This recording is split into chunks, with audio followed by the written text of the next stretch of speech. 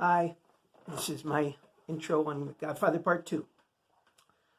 Um, if people do have trouble with this movie, look, this movie it came out 2 years after the first one. It was an enormous hit. It swept all kinds of Oscars. There were some reviews at the beginning that were a little dubious. People would like the first movie who didn't like the second one, but that pretty soon got swept away. And this is also a very well thought of movie, and a movie that really that a lot of people love. However, some people sometimes have some trouble with it they didn't have with the first one, and I guess that's what I can probably most usefully address.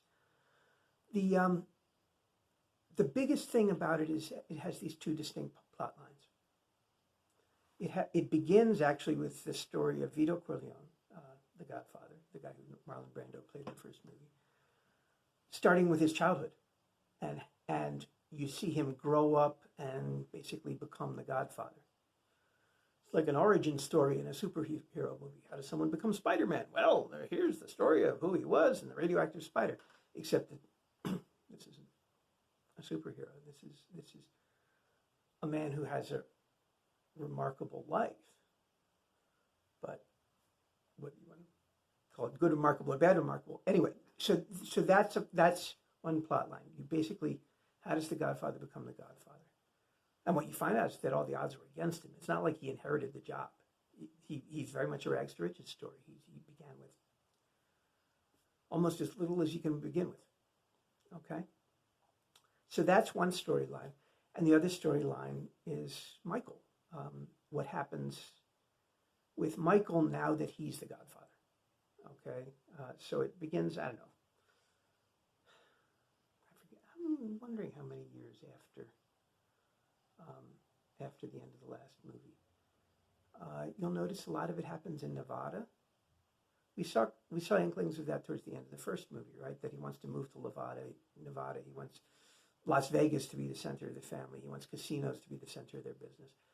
And the movie, when we first run into Michael, I guess his son is maybe his son is 13 or something. It's something like that, okay? The little boy who we saw is 3 years old at the end of the last movie. And he's on Lake Tahoe, which is this fancy vacation spot out there.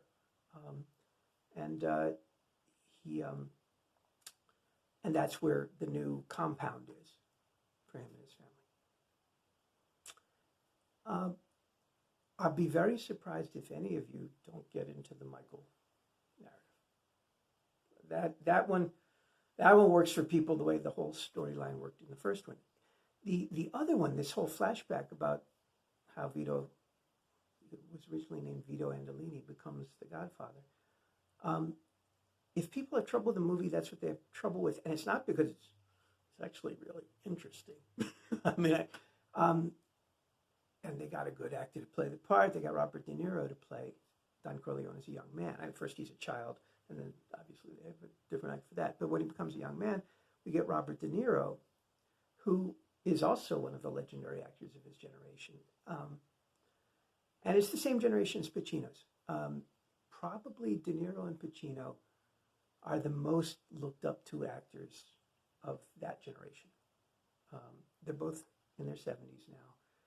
I guess they were probably late 20s, early 30s or something like that when The Godfather was made. And De Niro plays the young Vito Corleone. And we talked a little bit about this at the end of the discussion. Think of how tricky it is, that acting job. Marlon Brando gives this incredibly acclaimed performance. De Niro needs to make us believe that it's the same guy as a young man. He doesn't just want to do a Brando imitation. At the same time, he has to be believable as a young version of Brando. And they don't look that much alike either. So, he's not being helped by any of that. Watch what he does with that. However, one of the advantages, the first movie has one plot arc. I mean, it's a complicated plot arc with all kinds of offshoots. But basically, there's one big challenge to the Godfather and to the family. And because of that challenge, Michael gets brought in, and so Michael's story becomes very important, but it's connected to the major plot arc, right? Godfather II has two major plot arcs. There's the Michael story, which will remind you more of the kind of thing you found in Godfather Part 1, and then there's the Vito story, the young Vito story. And the two of them do not directly intersect. I'll tell you that now. They don't. De Niro and Pacino were never in the same frame as they were shooting this movie. There was no natural occasion for them to do that. So, in some sense, we need to assign the meaning to the Vito story. It wouldn't surprise me, if you're the studio, you can say, why even do that? Leave that out. Just tell the Michael story. It's a sequel. Everybody's already into Michael. Just run with it, and why bother with this other? But Coppola, by that point, had enough clout that he could say, no. We want to see this man become the Godfather somehow or other. That's important. And for me, it feels important. It feels like the right choice. But I couldn't just easily tell you why. Maybe we'll end up talking about it in class.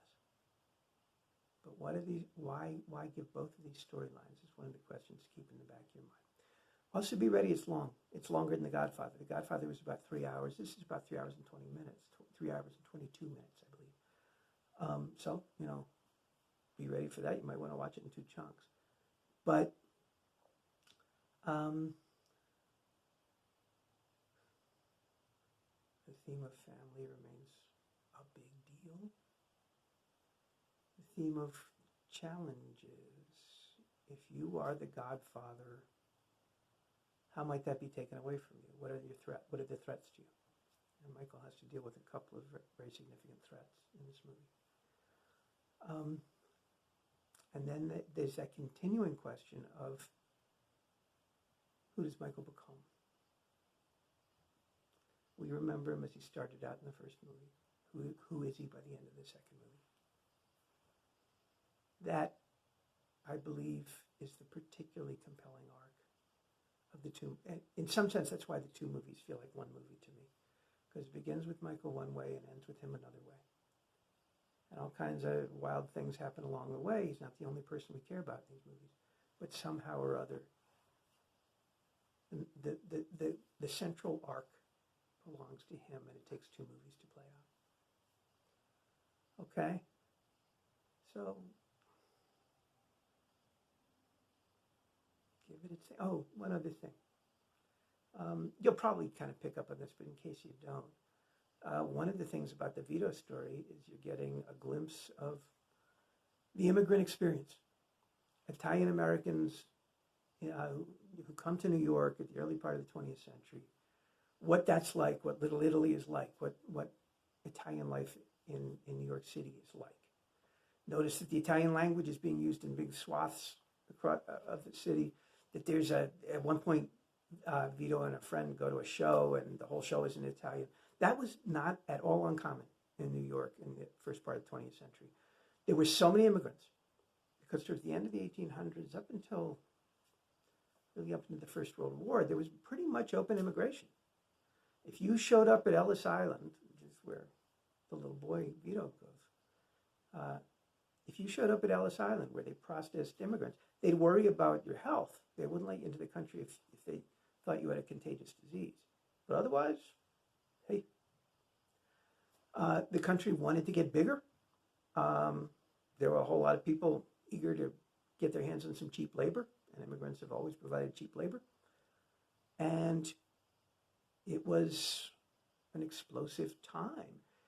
America has these patterns with immigration, various periods where send us people, send us, you're tired, you're poor, we need more people.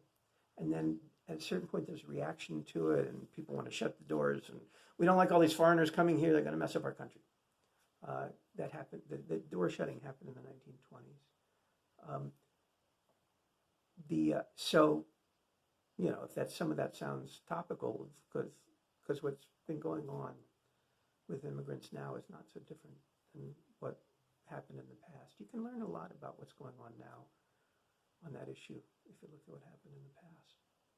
But one of the things you'll get from that storyline is that sense of New York, the Italian immigrant experience, because Vito lives it out. He comes to Ellis Island. Well, I don't want to say anything more. I'll do some spoiling if I do that. Just also remember, I'll just throw this in. One of the classic American stories is what became known as the Horatio Alger story. Those were a series of books that were very popular about a young boy named Horatio Alger who starts with nothing and ends up a blinding success in the New World, rags to riches. And this, of course, is one of the formative stories of the United States of America.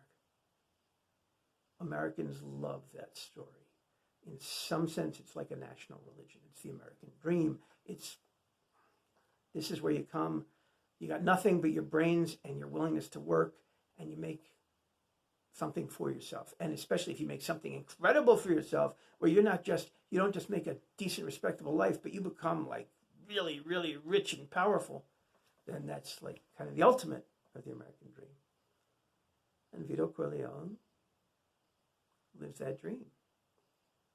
However, it's an ambiguous thing because he does so by becoming a mafia boss. That's one kind of rich and powerful, but most of us would have some hesitation about making it our own kind of rich and powerful.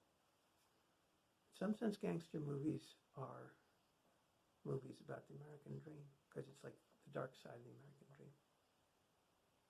Certainly the Godfather movies, that's part of what they're about. You see what happens to Vito. You see what happens to Michael. How would you feel about all that? Okay, that's, I think that should be enough to be getting on with. I hope you like the movie.